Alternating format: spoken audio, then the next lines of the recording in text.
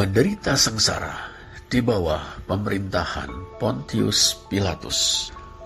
Markus 15 ayat 1 sampai 15. Saudara, tentang Tuhan kita Yesus Kristus, pengakuan iman rasuli telah menyatakan bahwa ia dikandung dari Roh Kudus, lahir dari anak darah Maria. Kemudian pengakuan iman rasuli melanjutkan, yang menderita sengsara di bawah pemerintahan Pontius Pilatus. Barangkali hal ini menimbulkan kesan tertentu dalam hati kita. Sepertinya ada yang terlewati atau terlompati. Perhatikan, sesudah dikandung dari Roh Kudus, lahir dari anak darah Maria, kok langsung menderita sengsara di bawah pemerintahan Pontius Pilatus? Masa setelah lahir langsung menderita sengsara? Di mana jalan hidup Yesus? Bukankah kitab-kitab Injil meriwayatkannya? Bukankah justru jalan hidup itu yang mengantarkan Yesus kepada penderitaan di bawah Pontius Pilatus? Pernyataan Kayafas dalam Yohanes 11 ayat 50, lebih berguna bagimu jika satu orang mati untuk bangsa kita daripada seluruh bangsa kita ini binasa, adalah suatu kesimpulan dari sebuah perdebatan panjang di antara para pemimpin Yahudi yang dipicu oleh apa yang diajarkan dan diperbuat Yesus, serta dampaknya. Mengapa pengakuan iman rasuli tidak menyinggung jalan hidup Yesus sama sekali? Apakah jalan hidup Yesus tidak penting? Apakah ajaran-ajaran dan tindakan-tindakan Yesus tidak signifikan? Saudara, kita bisa mengemukakan alasan atau sebab musababnya. Tapi dengan waktu dan ruang yang sangat terbatas, untuk sementara, cukuplah kiranya bila kita mengakui bahwa disinilah letak kekurangan pengakuan iman rasuli. Ya, pengakuan iman rasuli hanya mengungkapkan momen-momen dalam peristiwa Yesus sejauh itu dirayakan dalam kalender liturgis gereja. Demikianlah kita merayakan misteri inkarnasi atau Natal, sengsara Yesus dalam Kamis Putih dan Jumat Agung, dan misteri Paskah, dan kenaikan Tuhan Yesus ke surga. Dalam konteks inilah kita memandang betapa pengakuan iman rasuli perlu dilengkapi dengan komitmen kemuridan yang secara tersirat merujuk pada jalan hidup Tuhan Yesus. Kami bersaksi bahwa tidak seorang pun yang dapat sungguh-sungguh mengenal Kristus kecuali ia yang mengikuti Dia setiap hari dalam kehidupan. Mengikuti Yesus berarti menggugu ajarannya dan meniru teladannya. Pendeknya, mengguru kepada Gusti Yesus. Di sisi lain, saudara, pernyataan menderita sengsara di bawah pemerintahan Pontius Pilatus bisa juga dimaknai secara lebih luas daripada sekedar momen sengsara Yesus. Sebab Tuhan Yesus melayani jajah desa Milangkori pada masa Pilatus menjadi wali negeri atau prefek atau gubernur Yudea tahun 26 sampai 36 Masehi. Padahal dalam pelayanan itu Tuhan Yesus kerap kali berhadapan dengan kuasa agama dan politik Yahudi yang pada akhirnya menyerahkan dirinya kepada Pontius Pilatus. Dalam bela rasa atau solidaritas yang sangat mendalam dan konsisten terhadap kaum miskin, yakni para pendosa dan korban-korban dosa, Tuhan Yesus senantiasa dibayang-bayangi oleh para penguasa agama dan politik Yahudi. Ahli-ahli Taurat, saudara, beranggapan bahwa Yesus telah menghujat Allah karena mengumumkan pengampunan dosa kepada seorang lumpuh yang dibawa kepadanya. Markus 2 ayat 7.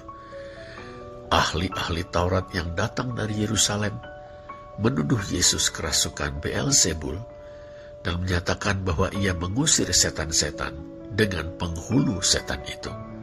Markus 3 ayat 22. Orang-orang Farisi menganggap Yesus sesat. Ia makan bersama-sama dengan para pemungut cukai dan orang berdosa.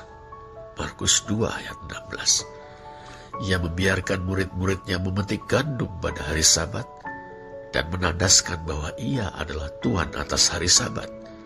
Markus 2 ayat 28. Bahkan Yesus menyembuhkan orang yang tangannya mati sebelah pada hari Sabat. Markus 3 ayat 5.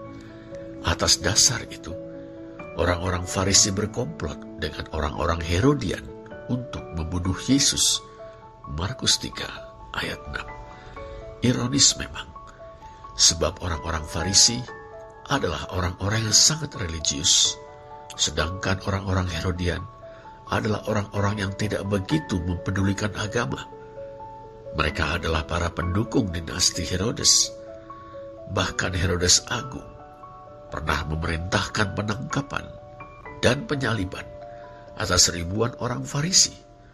Sekarang, gara-gara Yesus, orang Farisi bersatu dengan orang-orang Herodian. Herodes Antipas, saudara, adalah salah seorang putra Herodes Agung. Penguasa Galilea itu pernah menjebloskan Yohanes Pembaptis ke dalam penjara dan membunuhnya. Sekarang, ia pun bermaksud membunuh Yesus. Lukas 13 ayat 31. Menurut Yohanes atau Injil Yohanes, para pemuka agama dan penguasa politik Yahudi menuduh Yesus sebagai penyesat rakyat.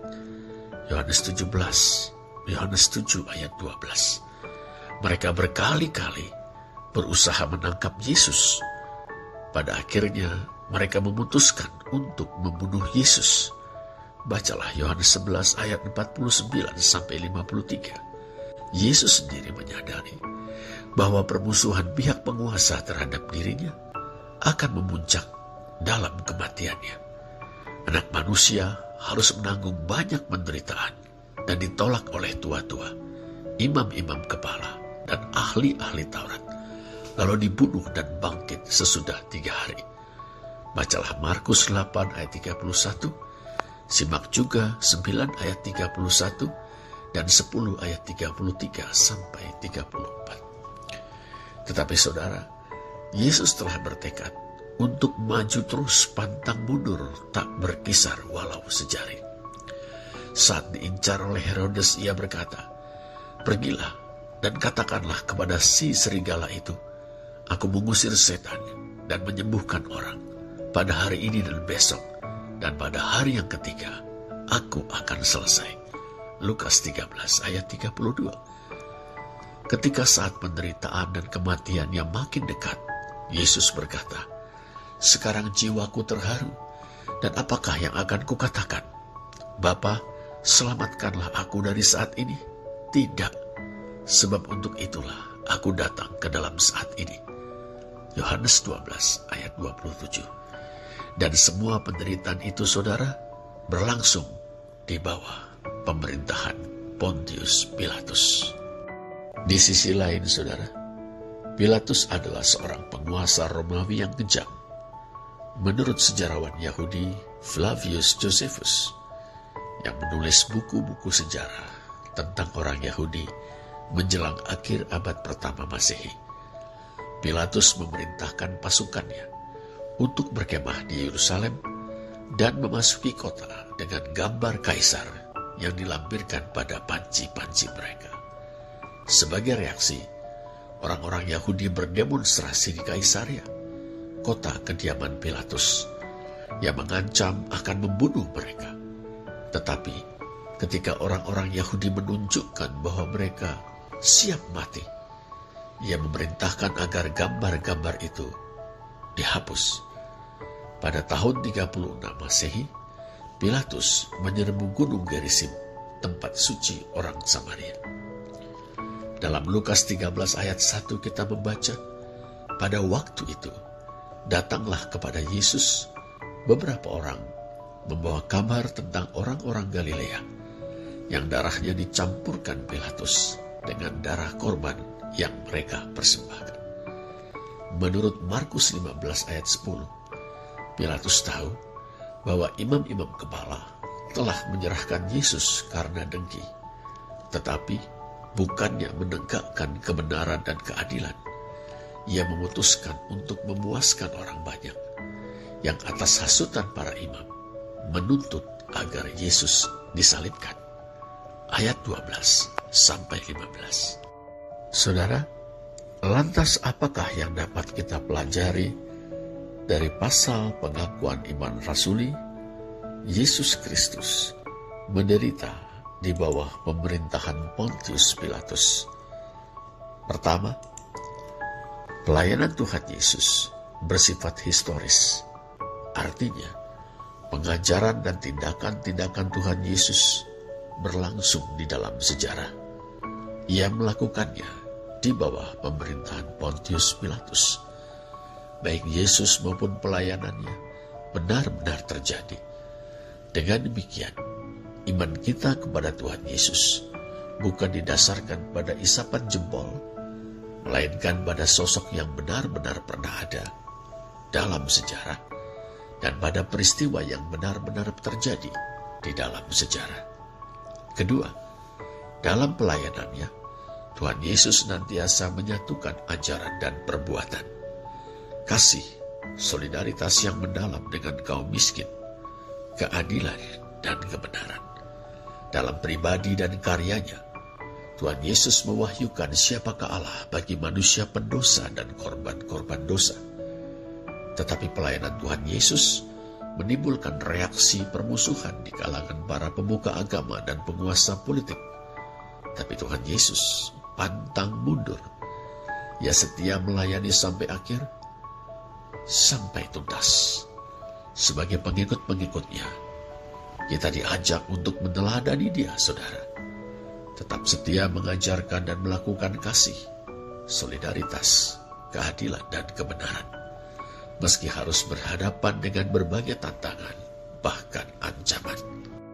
Ketiga, saudara, tugas negara adalah menghukum pelaku kejahatan dan memberi penghargaan kepada warga yang membaktikan hidupnya bagi kesejahteraan masyarakat.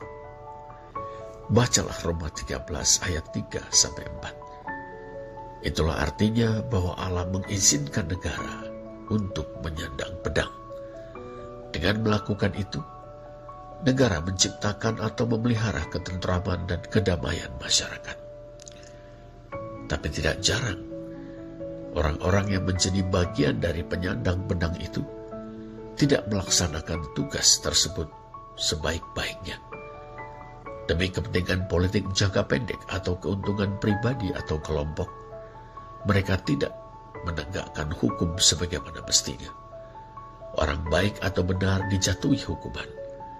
Orang jahat, orang bersalah melenggang bebas. Pilatus adalah sosok pejabat berwenang yang seperti itu. Ia tahu Yesus tidak bersalah.